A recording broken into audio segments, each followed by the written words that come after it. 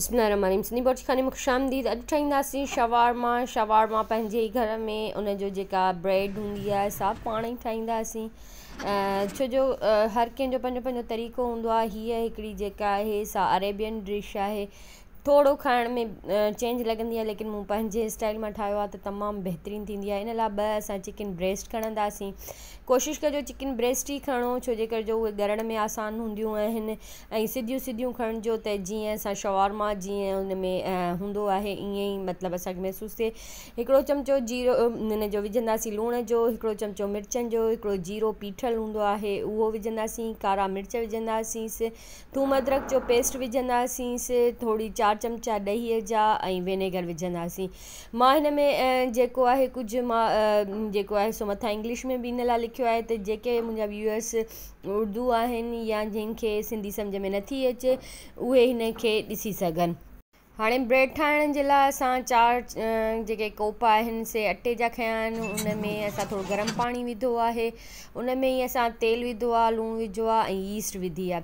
इहे असां ॻोहे हिकिड़े हंधि करे रखंदासींसि ऐं जेको असां चिकन मैरिनेट करे 3-4 कलाकनि लाइ रखियो उनखे हीअं सिधो करे जीअं पचाईंदासीं।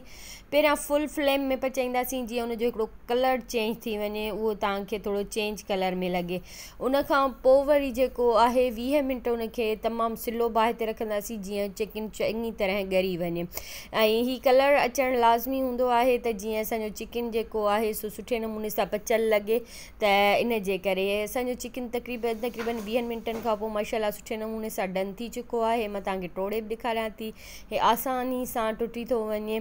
20 मिंटनि में हल्के बाण ते रखंदो। असां हाणे सलाद जी प्रिपरेशन कंदासीं त उन जे करे खीरा खणंदासीं। तव्हां हिन में टमाटा, गजरूं जेको बि तव्हां वटि अवेलेबल हुजे तव्हां हिन में सलाद में खणी सघो था। हिकिड़ी हाणे वाइट चटणी ठाहींदासीं जेका अक्सर अरब जे मुल्कनि में तमामु ज़्यादा खाई वेंदी आहे। उन जे करे मायूनीज़ खणंदासीं ऐं असां थोरो क्रीम खणंदासीं, थोरो असां हिन में लूणु खणंदासीं, थोरा कारा मिर्च खणंदासीं, ओरिगेनो अगरि फ्लेक्स हुजनि बि तव्हां वटि त उहे विझिजोसि। हिकिड़ो चमिचो जेको आहे सो असां लेमन जो विधो आहे। तिर हिन में विझणु लाज़मी हूंदा आहिनि, छो जे करे जो तिरनि खां सवाइ हिन जी चटणी सुठी न ठहंदी आहे।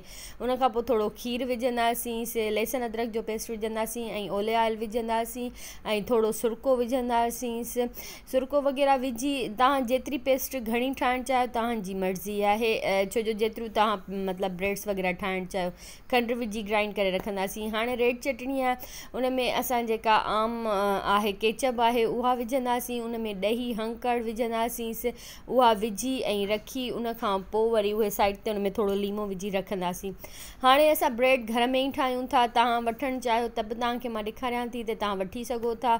100 रुपीज़ में 5 मिली वेंदियूं आहिनि, लेकिन हीअ जेका घर में असां ठाही आहे माशाल्लाह हीअं एतिरी थोरी मोटी हूंदी आहे, बग़ैर तेल जे ठहंदी आहे।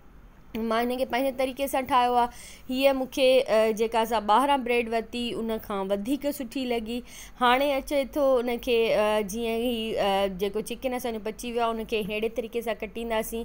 जेको तेल मूं हिन में यूज़ कयो आहे उहो ई चिकन पचियलु आहे उन मां यूज़ कयो आहे। जेका ॾही उते थोरी लॻल हुजे उहो बि हिन में विझो। उनखां पोइ सलाद विझंदासींसि ऐं चटणियूं विझंदासींसि। तव्हां जेतिरो चिकन विझणु चाहियो पंहिंजो आहे, कंहिं ॿिए जो न आहे, इन जे करे तव्हां विझी ठाहे खाई इंजॉय कयो।